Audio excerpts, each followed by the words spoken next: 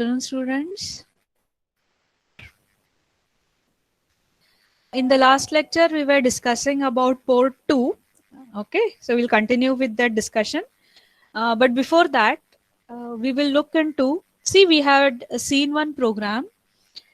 The program was LED was connected to some port pin P1.7 and a switch, a push button switch was connected to P2.0, right? See here that interfacing diagram has been drawn. Okay, LED is connected to port P1.7 and a switch is connected to port P2.0. Okay, and we had done some assumptions while writing the program. Okay, we had done an assumption that LED can be connected in two ways. Okay, now in the diagram that you see, cathode terminal is connected towards microcontroller and anode is permanently connected to 5 volt VCC. This is one way to connect an LED. Whereas the another way, look into, I have changed the slide. Anode is connected towards microcontroller and cathode is permanently grounded. Okay, look into this side. Anode towards microcontroller, cathode is permanently grounded. So these are the two ways to connect LED to microcontroller. Okay, now in case whenever you are connecting cathode towards microcontroller and anode is permanently given to 5 volt, and now if I want to turn on LED, microcontroller should send logic 0. Okay, so as that LED should be on, microcontroller should send logic 0. This is assumed in the program. Okay, to turn on LED, what logic should I send? Logic 0. And the opposite logic to turn it off. So logic 1 will turn off the LED. Right?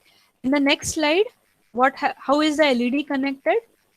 Cathode is permanently grounded, whereas anode is connected to microcontroller. So anode means when we want the LED to be on, microcontroller should send logic 1, that is 5 volt. So microcontroller should send logic 1, 5 volt to turn on the LED. So with this connection, LED on, we need to send logic 1 on the microcontroller pin. Off the LED, logic 0. So see, there are two ways to connect an LED. We had taken cathode towards microcontroller. Okay. Now, which is the most appropriate to connect? Look into, if cathode is connected towards microcontroller, microcontroller will send logic 0 and the LED will be turned on. And how is the current flow? When the LED is on, the current flows from that 5 volt through that resistor, through the LED and inside the microcontroller's ground pin. Because the port pin is 0. So the current is flowing inside the microcontroller towards the ground. This flow of current is called sink current. Okay, the current flow is inside the microcontroller. We call it as a sink current. And the other way of connection, anode is towards microcontroller, cathode is permanently grounded, and microcontroller places 5 volt, logic 1. In this type of connection, the current flow is from microcontroller pin through the LED, through the resistor and to that external ground. So the current is flowing outside of microcontroller. That is called as source current. Is that okay? Right? The way we connect like this, the current is flowing outside the controller. We call it as a source current. And here the current flows inside the controller. We call it as sink current. And sink current is much larger in milliamperes as compared to the source current. The sink current of microcontroller is in milliamperes and the source current is in microamperes. Why are we talking about current? Because LEDs are current operated devices. Larger the current flowing through the LED, the brighter the LED glows. Okay, so in case of microcontroller, the sink is 0.6 milliamperes to 16 milliamperes. The sink current. Okay, and in case of source current, the source current is in microamperes, 40 microamperes. Microamperes means 10 raised to minus 6. The source current is very, very small. So if I connect an LED like this, anode towards microcontroller, mean the controller is sourcing current, the current is in microamperes, the LED will glow very dim. You will not be even able to see that it is glowing. You will just see one light dot. Why? Because the source current is very, very less. The LED will be glowing very dim, right? Whereas the sink current is in milliamperes. I told you 1.6 milliampere to 16 milliampere. Okay, so if I connect an LED like this, it will be glowing bright. You can see that it is glowing. So this is the correct way to connect LED to microcontroller. Always, students. The way to connect LED is towards microcontroller. The controller should be sinking the current. Okay, in this way of connection, the LED will glow brightly. Is that okay? And always connect one resistor in series with LED. So see here, I have shown one LED 330 ohm, right? Now what is the function of resistor? Block the current. And yes, the purpose here is also current limiting resistor. Why it should be done like this? Because there is a limit on how much current should flow through an LED. Okay, most of the LEDs, the maximum current that should flow through an LED is 16 milliamperes. If the current flowing is beyond that, the burn out. Is that okay? So there is a limit. No doubt, current flowing through the LED will make it glow brighter, but there is a limit on what is the maximum current that should flow through an LED. So for normally, it is 16 milliampere. The current should not exceed beyond 16 milliampere, else the LED will burn out. So to limit this current, we have this resistor in series. Okay, and I have mentioned 330 ohm. How did you get this? Why didn't I connect 100 ohm? Why didn't I connect 10K? Right? This resistor value is calculated based on, see, look at the formula written there. The value of R is how much resistor should be connected here? Is that 5 volt minus the drop across LED. So 5 volt minus 0.7. See, that's the drop across LED. That's specifically for red LED. White LED, the drop will be different. Green LED, the drop is different. Blue, it's different. So the voltage drop across the LED varies depending on the color. Right? This is a general red color LED. So 5 volt is the supply minus the drop across LED upon what is the maximum amount of current that should flow through an LED? 16 milliampere. This will give you what is the current limiting resistor that you should be connecting. Is that okay? So students, always remember, always whenever you connect an LED, there should be one resistor in series. And that value ranges from 220 ohm through to 330 ohms. Right? What for? To protect the LED from excess current flowing through it. If not done, LED is directly connected, VCC, LED and microcontroller. After few time interval, you will see that your LED is burn out. It's not working. Okay. So the proper way to connect LED is cathode towards microcontroller so that it will glow brightly because the sink current is larger. And to limit the current flowing through LED, we need one resistor in series, which is called as a current limiting resistor.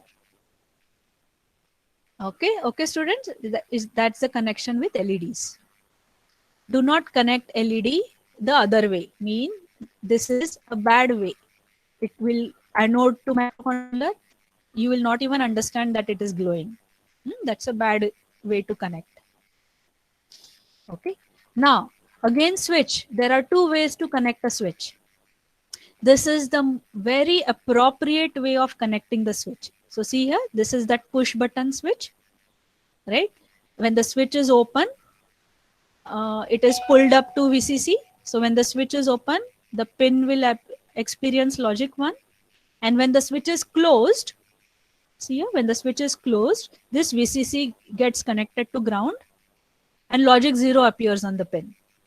So when the switch is on, when the switch is pressed, logic 0 appears. And when the switch is open, logic 1 appears. Right? So always the switch connection should be done like this.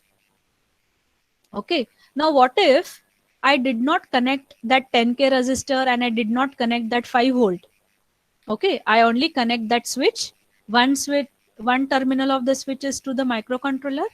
Other terminal of the switch is grounded. Okay, I do not connect this 10K pull up and the 5 volt. See what will happen then? Whenever the switch is open, this pin becomes floating. When the switch is closed, no doubt the pin gets connected to ground. But when you open the switch, this 10K and 5 volt is not there, that pin is floating.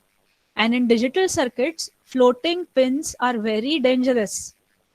Floating pins can get connected to or can acquire signals which are flowing nearby to it. So this will acquire logic 0, or it will acquire logic 1, or it will have some invalid voltage. So floating pins are very dangerous. Whatever pins are input pins should never be floating. There will be random voltage appearing on it. Okay, so that's very bad. So to ensure that the pin is not floating, we connect this 10K pull up and the 5 volt. Okay, and that's the proper way to connect a switch. Switch is on, logic 0 on the pin. Switch is off, 5 volt on the pin. Is that okay, students? So we had done programming based on assumption. There are 2 ways to connect LED. There are 2 ways to connect a switch. What is the most appropriate way? To turn on the LED, logic 0, cathode towards microcontroller, and that's how the switch should be connected. Is that okay? Right? Now, what if I think of connecting the switch in the other way? In the one of the pin which is towards the microcontroller is grounded, and the switch, the other pin is connected to VCC. See, this connection, switch connection, is exactly opposite to that of the previous. In the previous case, what it was? Microcontroller, near to microcontroller, it is pull up. Now here, near to microcontroller, it is grounded, and the other is pull up. Okay. So see what happens when the switch, when the switch is pressed, what logic you get, and when the switch is open, what logic you get. Let us find it out. Okay. So whenever we close the switch, see, the connection gets shorted. This 5 volt gets grounded. It gets connected to ground, isn't it? Through this pull-up resistor. So what logic appears on the pin? When the switch is closed, logic 0 appears on the pin. And when the switch is open, what is happening to the pin? The pin is again connected to ground. Again logic 0 appears on the pin. So that's bad. That's not the proper way of connecting the switch. Hope you all are getting me. When the switch is open, the pin finds itself connected to ground. And when the switch is closed, this 5 volt also gets grounded. So in both the cases, switch is on or the switch is off, 0 appears on the pin. So that's not the correct way. That's not the proper way to connect a switch. What is the proper way to connect a switch? This is the proper way. Towards microcontroller, there should be a pull-up, and the other end of the switch should be grounded. Is that fine? So see, students, have you all understood that LED connection and the switch connection? Students, based on this, we had done one program earlier. I'm showing the hardware. Okay. Now, no doubt LED is connected, no doubt the switch is connected, but look at the left hand side. These are the bare minimum connections required so that the microcontroller turns on. They have to be present, compulsory. What are the other connections which are mandatory? 40 pin VCC, which is connected to 5 volt, 20 pin ground. Okay. Then the crystal oscillator, pin number 18 and 19, that's X1, X2. See at the center, that 2 parallel 12 megahertz. This crystal oscillator, these are the 2 capacitors, ceramic capacitors. These are called as bypass capacitors. Why are they connected? They are connected so that we get a very ideal square wave. The crystal oscillator should give an ideal square wave inside the controller. So for making that square wave smooth, good, we have these two capacitors. This will remove the ripples from the square wave. So these are the two ceramic capacitors. And the value see 32 picofarad. Let's not connect any capacitors. Picofarad gives a perfect square wave from this oscillator. Okay, and these are the straight lines indicating these are ceramic capacitors. Okay, and the reset I have shown here, power on reset. I have not shown the manual one. You can show that also. So this is a power on reset. Again, the values of capacitor and the resistor, 10 microfarad, 8.2 kilo ohm. Okay, so these values have been calculated properly so that microcontroller will have a valid reset. Okay, so these are the mandatory connections: VCC ground, crystal oscillator, and reset, without which the controller will not function properly. And the remaining is the interfacing, LED interfacing, switch interfacing. Draw the interfacing diagram to connect an LED and to connect one switch to so and so port pins. So along with the LED and the switch, please show these other connections: reset, crystal, and VCC ground. Okay, students. So hope this is understood. The hardware circuitry is understood. Because I'll be requiring this when we go for the next interfacing examples. LCD interfacing, ADC interfacing. Okay, that's the hardware we will require. Fine, students. Okay, so now let us go to where we had stopped in yesterday's lecture. We were dealing with port 2.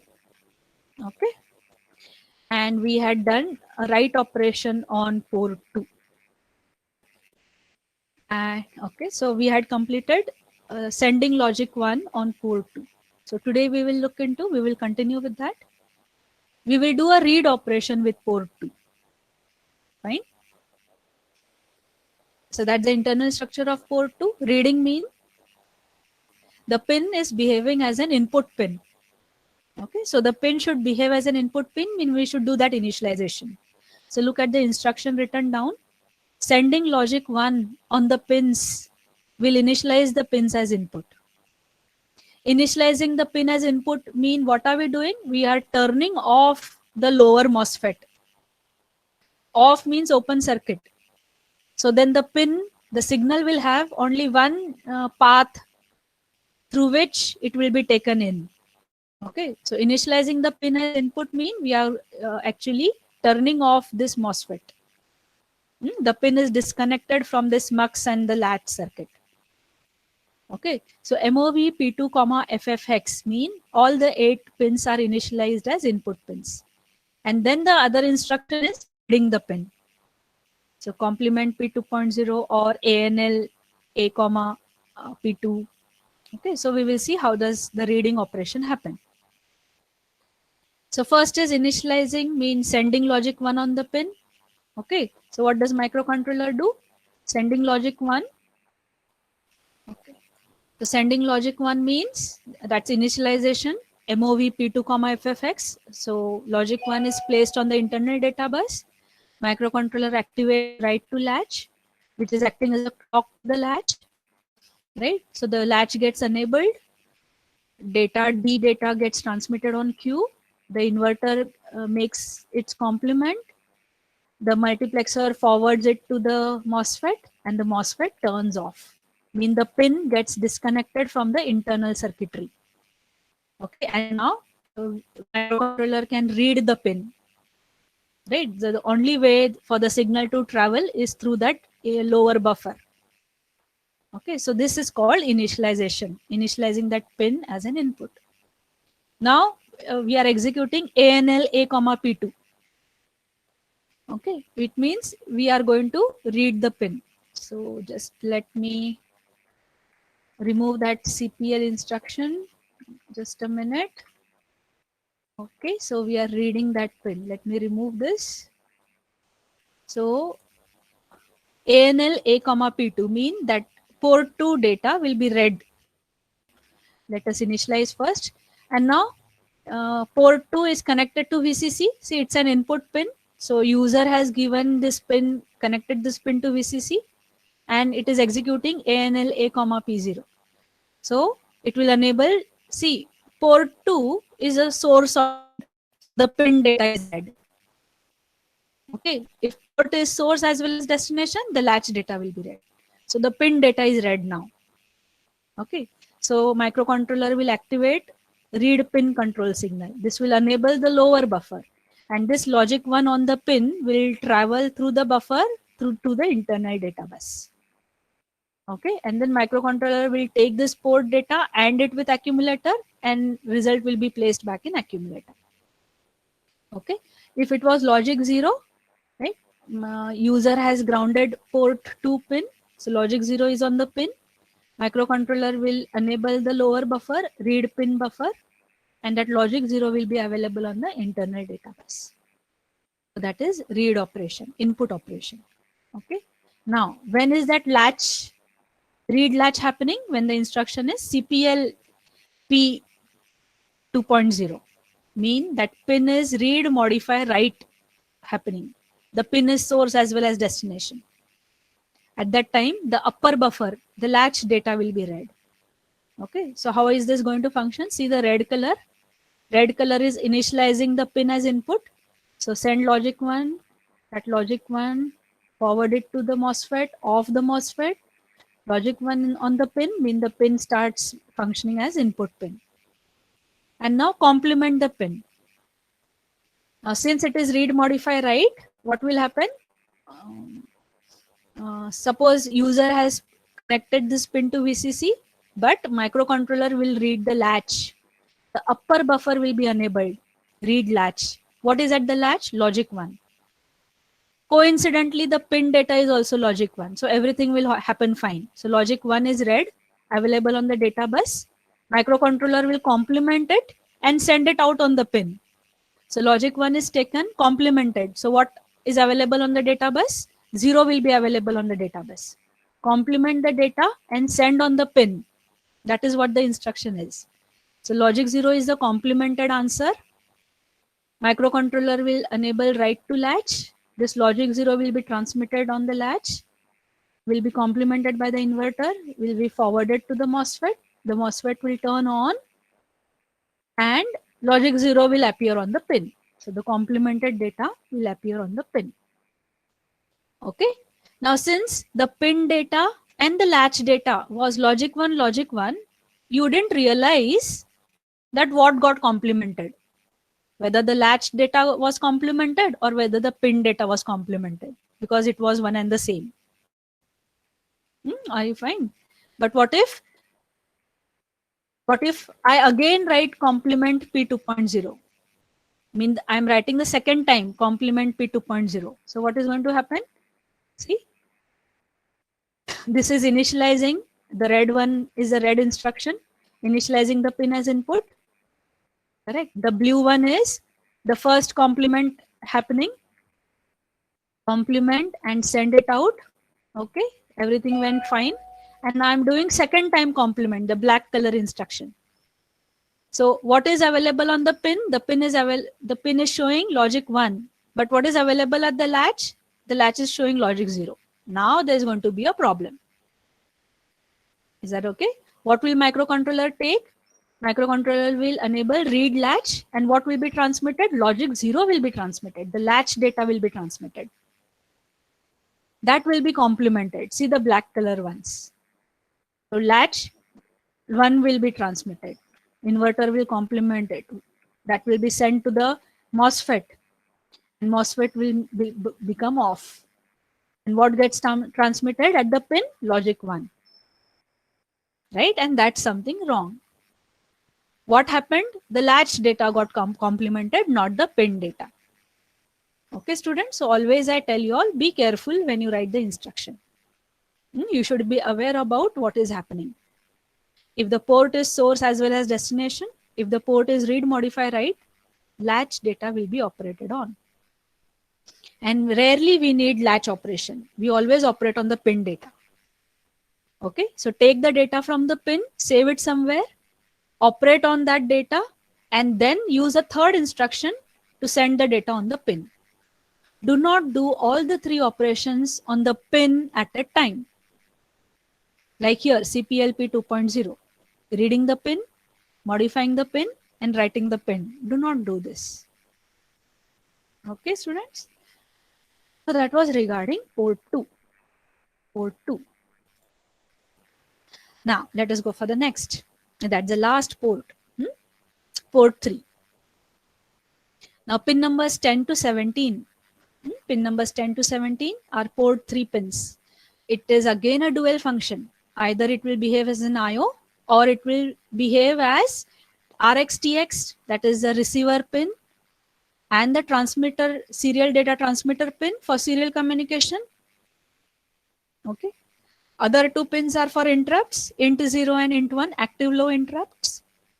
The next pins are T0, T1, the clock inputs to timers, timer 0, timer 1, and the read and the write for external memory interface. Right, so 1, 2, 3, 4, 5, 6, 7, 8. These are the 8 other functionalities associated with 8 port pins. So either they will act as an IO pin or they will act as this additional functionality pins. Okay, so all these pins are of dual function. Quasi bidirectional, that is partially bidirectional. Correct? Now, see, whenever we reset microcontroller, pin numbers 10 to 17 will behave as an IO port pin. So by default, these pins will function as input output pins. But whenever you activate serial peripheral circuitry, activating is what? Writing control words for serial communication. Automatically, these pins start functioning as the reception and the transmission pins. Whenever you write the control word for interrupts, the particular pins will start behaving as interrupt pins. Whenever you activate timers by writing the control word, the same pins will start behaving as T0, T1. And whenever there is external memory interface, these pins will automatically start behaving as read and write. The point is, whenever the particular peripheral circuits are enabled, then and then only this alternate function gets activated. Else, the same pins are simply input-output pins. Okay, you're not using serial communication, you're not using interrupts, no timers, no external memory. Then port 3 pins are IO pins. Okay, so on reset, these pins act as an IO pin, logic 1 appear on the pin, and they are initialized as inputs, ready to read. There is an internal pull-up for port 3. Okay, the address of port 3 is B0 hex.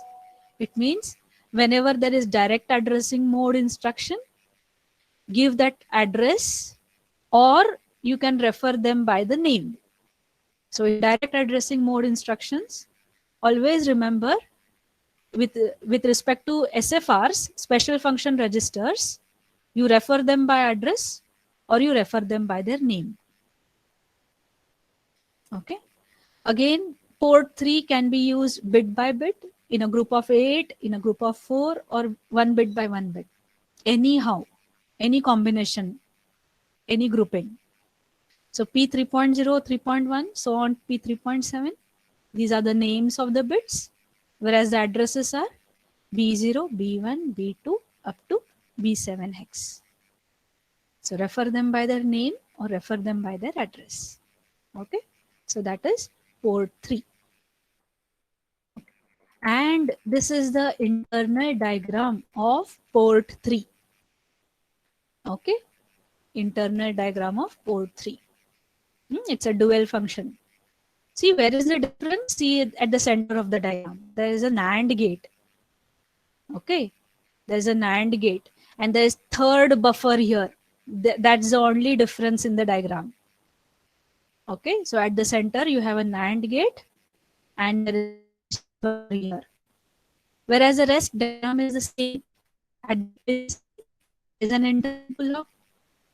There is a MOSFET at the downside connected to ground. There is a D latch. The D latch is connected to internal data bus. The clock is coming from the control signal right to latch, and the two buffers, the two drivers, read latch buffer and the read pin buffer. The rest is the same. The additional part is the NAND gate and that buffer at the right.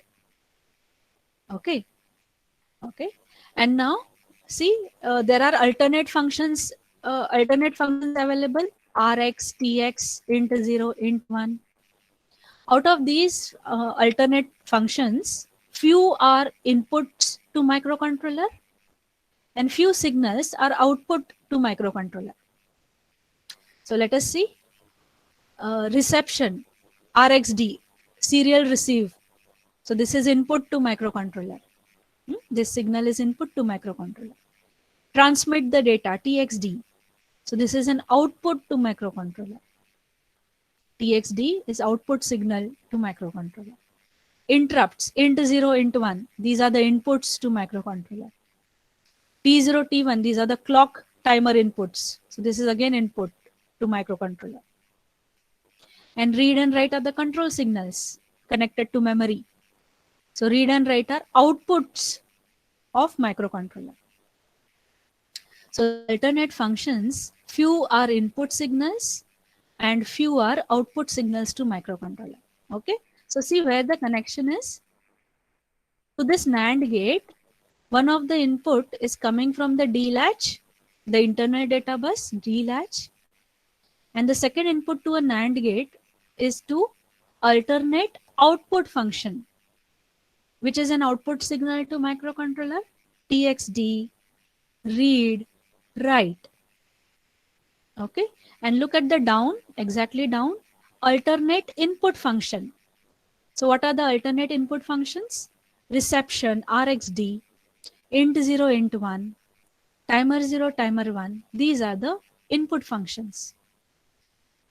Okay. So the outputs are connected to that NAND gate, alternate output. And the alternate inputs are that RxD, interrupts, timers. That's here. Fine. Now to explain how does this work, I just want you all to understand NAND gate. Okay, NAND gate functionality. Okay, NAND. What is for NAND? It's opposite of AND. What is ANDing? If any of the input is 0, the output is 0.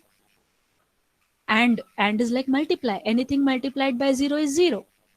So NAND is exactly opposite. Multiply by 0. If any of the input is 0, output is 1. So see here, 0, 0, the output is 1. 0, 1, output is 1. 1, 0, output is 1. And when both the inputs are 1, the output is 0. So what should you remember about NAND gate is, any of the input 0, output is 1. This is the first point. Now, another way to look at NAND, see here. Look at input A.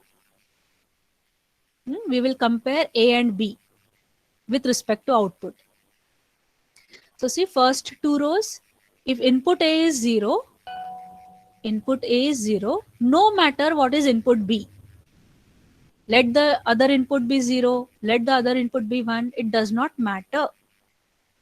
If input A is 0, straightforward the output is 1. Okay, so output does not depend on the second input, the first two rows. And look at the down two rows, input A is 1, 1. What is the relation between B and the output? If B is 0, output is 1.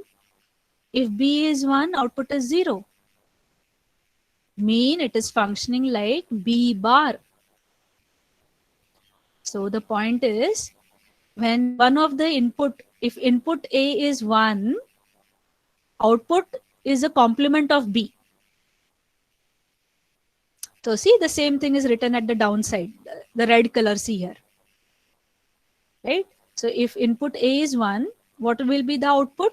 Output will be the complement of the second input, B bar, B bar. So remember this. Is that okay? Okay, did you get this, students?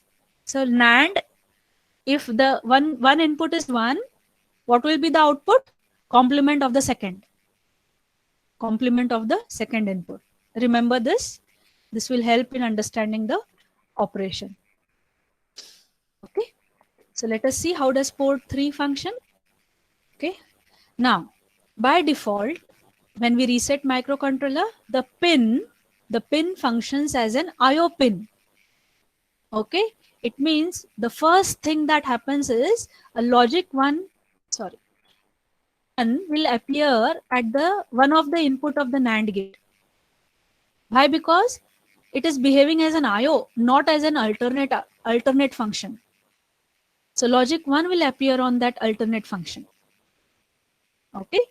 And see, we are executing instruction set bit P3.6, the red color one. It means microcontroller is going to send or write logic 1 on P3.6 pin. So that's the right operation. So the first thing that happens is the alternate function shows logic 1. And now microcontroller starts executing that set bit instruction. So sending logic 1 is place logic 1 on the internal data bus, activate the control signal write to latch. This is a clock to the latch, mean the latch is enabled. The D data gets transmitted on Q. Logic 1 gets forwarded on the NAND. And what is NAND? 1, 1, the output is 0. Or what is the other way to remember? The other way is the second input is complemented and sent out. So what will be sent out? Logic 0. 0 mean the MOSFET will be off. Off means open circuit, electrically open. Mean there is no current flow through the pull-up.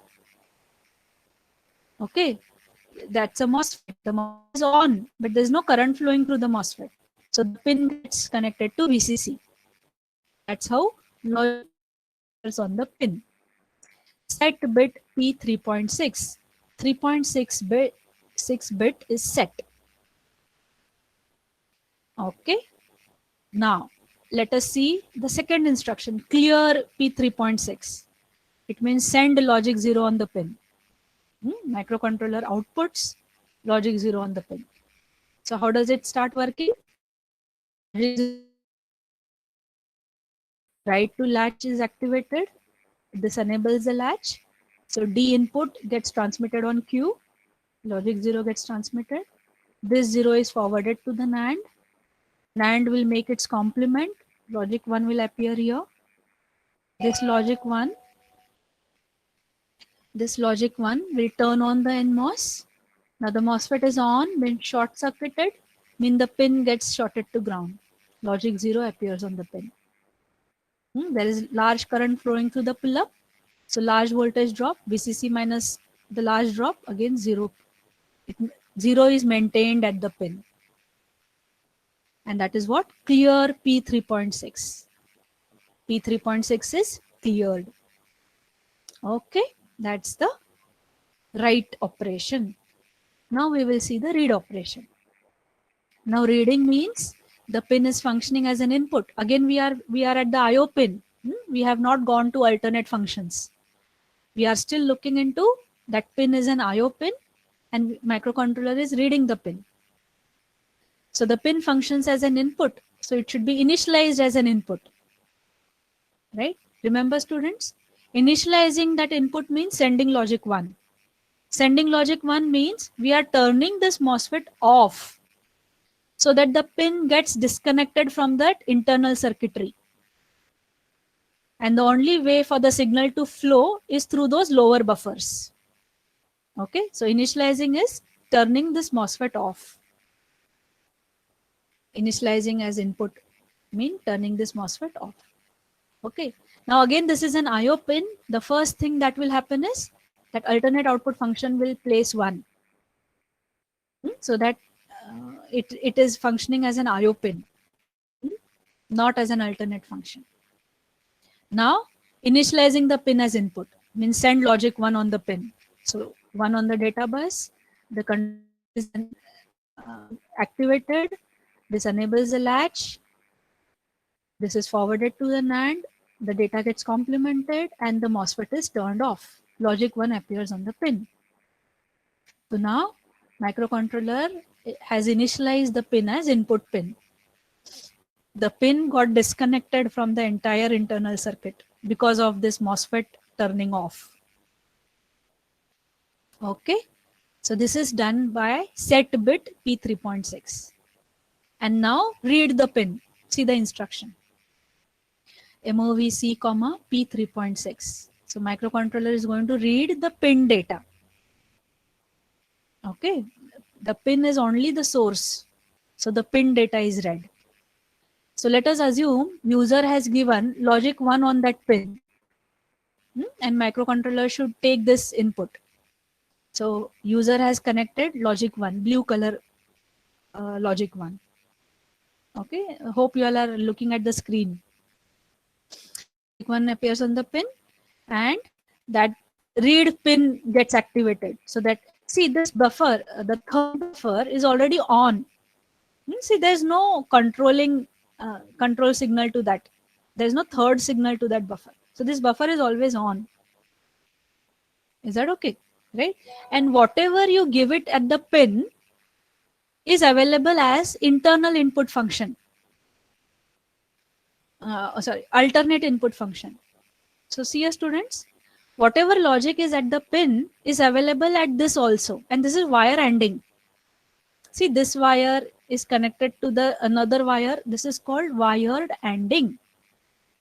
And always remember, whatever the status on this pin is, the same status is available at the alternate input function pin also. And that is behaving as an wire ANDing. So we have given here 1. So this will also be 1. Okay. So this, as soon as the read pin activated, this 1 gets here. This alternate pin is also 1. So 1 ANDed with 1 remains 1. Hope you are getting me. The 1 from the pin and the same data is on the alternate pin also. And that's wired ANDing. 1 and 1, 1 remains. That's forwarded through the read pin buffer and that is forwarded on the data bus. Okay. If logic 0 is available on the pin, the alternate pin is also logic 0. So what gets forwarded? Eventually logic 0 gets, the buffer is enabled, read pin buffer and logic 0 gets forwarded on the pin, on the data bus. So that's the read pin. Okay students. And now alternate function. Now the point is read latch. Okay, the upper buffer is nothing but the read latch buffer. When will this come picture? When you have written an instruction. See, I'll just write it here. Right, if the instruction was if I write an instruction CPL P3.0. Okay. So it is, I just highlight it in some other color. Let me highlight it in. So see now, when I write CPL P3.0, this is where read latch will come into picture. In the pin is read modify write. In MOVC, P3.6, the pin is only read. Whereas in complement P3.0, the operation is read modify write. So in CPL instruction, the read latch will get activated. Whereas MOVC instruction, read pin will get activated. Okay, so that's done with IO pins. Now let us look into the alternate functionality of that port pin. Okay. So the alternate function of that pin output is transmit TXD, the read and the write. Okay, so what happens first is both these buffers are disabled. Look into 0, 0 mean this these tri-state buffers are off. They are tri-stated. Okay. And the latch will place logic 1. Now the latch connection to the NAND will be 1. That's what is initially done by microcontroller. And now the read signal, suppose let us say one alternate output function is sent out on the pin. So let us assume logic 1 is sent by that microcontroller. What is this logic 1? It's the read signal. Okay. So what will the NAND do? The NAND will complement the read signal. So we'll send logic 0. Mean what it does? Complement of read is sent by the NAND. This logic 0 will turn off the MOSFET. Okay. So this logic 0 will turn off the MOSFET. So what will appear on the pin? Logic 1. And what is logic 1? The read. And that's how the read control signal is forwarded on the pin. Hope you all got that, students. So let me just repeat again. The alternate function is logic 1, suppose, mean that the read signal. NAND will make its complement, will send read bar. This read bar will off the MOSFET. So on the pin, logic 1 appears, and what is logic 1? The read signal. The read signal, that's how gets forwarded on the pin. Is that okay?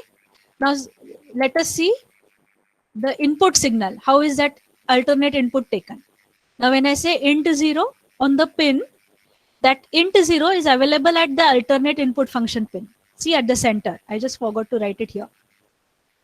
So this int 0 appears here also. Is that okay? Right? I should just remove this. Just a minute. Okay, so this I should just remove this. Okay, now it is okay. So this int 0 is available at the alternate input. Okay, and now the pin is functioning as an input pin. So students, reception, RxD, int 0, int 1, timer 0, timer 1, all these are input signals. So those are available at two places, at the pin and as well as at this internal microcontroller alternate input function. So it's an input. So we need to initialize that as an input. So always remember, whenever you're using RxD, whenever you are using interrupts, whenever you are using T0, T1, initialize that pin as an input pin by sending logic 1, by turning it off. So the first is initializing it as an input, set bit. Okay, so the first function is set. So logic 1 on the data bus, write to latch, the data gets forwarded, that goes to, that's not mux, that's NAND. This is, what is this? This is a NAND gate, NAND. So logic 1 is forwarded to the NAND. Okay, so right, latch, and that gets complemented and the MOSFET is turned off. Logic 1 appears on the pin. So it is initialized as an input. Okay, and now that interrupt is available here as well as available here. So ANDing mean here int 0 will appear. So microcontroller enables read pin buffer, right? And that int 0, okay, so this int 0 appears here, as well as finally the int 0 appears on the data bus. Okay, and that's how that signal is taken here internally. Okay, students. So let me stop here. So see, we have completed the explanation about the ports, port 0 to port 3. How do they function? Okay. So in the next lecture, we will see interfacing with the ports. So let us go for LCD interfacing, right? Then we will go for timers and serial communication. Okay, so let us club, as we have completed ports, we will see the interfacing with the ports. One example, LCD interfacing. Okay, this LCD interfacing is from your next module, students, but let us combine them so that the understanding is better. So in the next lecture, we will go for this, how the interfacing is done, and writing a program for LCD display. Okay. Okay. So bye. Thank you.